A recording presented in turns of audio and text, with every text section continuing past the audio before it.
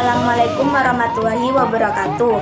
Nama saya Eva Triwa Yunintias, kelas 11 IPA 1, absen 10. Pertama kali diamati oleh Robert Hooke pada tahun 1665. Hooke menggunakan mikroskop untuk mengamati sayatan gabus. Berdasarkan hasil pengamatan itu, dia kemudian menemukan adanya banyak ruang kosong dengan dinding tebal sebagai pembatasnya. Ruang-ruang kosong yang ditemukan oleh Hooke ini kemudian ia beri nama dengan istilah cellulae atau sel. Sel-sel yang ditemukan Robert Hooke sebenarnya adalah sel gabus yang telah mati. Meskipun begitu, hasil kerja Hooke inilah yang kemudian membuka sejarah penemuan sel, sehingga menjadi jalan dan referensi dalam perkembangan teori dan teknologi sel di masa kini. Gibbs dan sel merupakan kesatuan dan unik struktural makhluk hidup. Secara struktural, tubuh makhluk hidup tersusun dari sel-sel, sehingga sel disebut unik struktural makhluk hidup. Menurut Max Kruse, sel merupakan kesatuan fungsional makhluk hidup. Sel sebagai unit fungsional berarti seluruh fungsi kehidupan atau aktivitas kehidupan pada makhluk hidup berlangsung di dalam tubuh yang dilakukan oleh sel. Menurut Rudolf Virchow, sel merupakan kesatuan pertumbuhan makhluk hidup. Setiap sel berasal dari sel yang sebelumnya, atau omniselula eselula.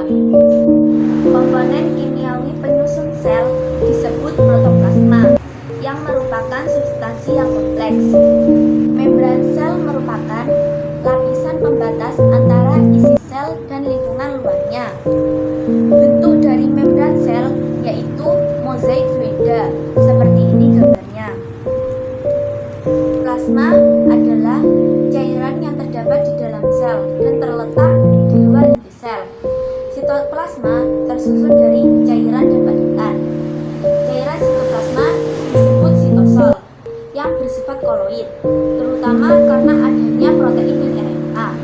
Padatan sitoplasma adalah organel-organel. Organel sel terdapat beberapa macam, yaitu nukleus atau inti sel, berfungsi mengatur aktivitas sel karena di dalam inti sel terdapat kromosom yang berisi DNA untuk mengatur sintesis protein.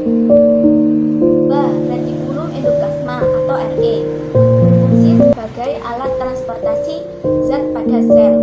3. Badan Golgi atau Golgi kompleks berfungsi 1. Membentuk kantong atau vesikula pada sel-sel kelenjar untuk sekresi. 2. Tempat pembentukan zat-zat sekresi atau polisakarida protein musin dan menyekresikannya keluar sel. 4. Mitokondria berfungsi sebagai tempat berlangsungnya respirasi aerob sel.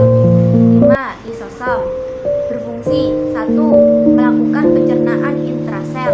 2. Autofagi adalah penyingkiran struktur-struktur yang tidak dikehendaki dalam sel.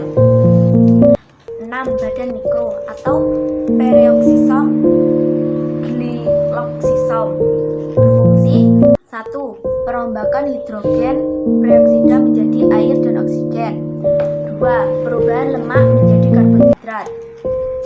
7. Lespida berfungsi untuk kelangsungan hidup seperti makan, minum, dan bernapas. 8. Vakuola berfungsi menyimpan alkaloid dan pigmen antosianin, tempat penimbunan sisa metabolisme ataupun tempat penyimpanan zat makanan.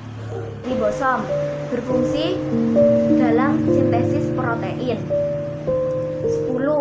Sitoskeleton atau rangka sel berfungsi sebagai kerangka sel, membantu gerakan substansi dari satu bagian sel ke bagian sel lain dan memberi kekuatan mekanik pada sel. 11. Sentriol berfungsi dalam bereplikasi dan menghasilkan benang-benang spindle untuk melekatnya kromosom.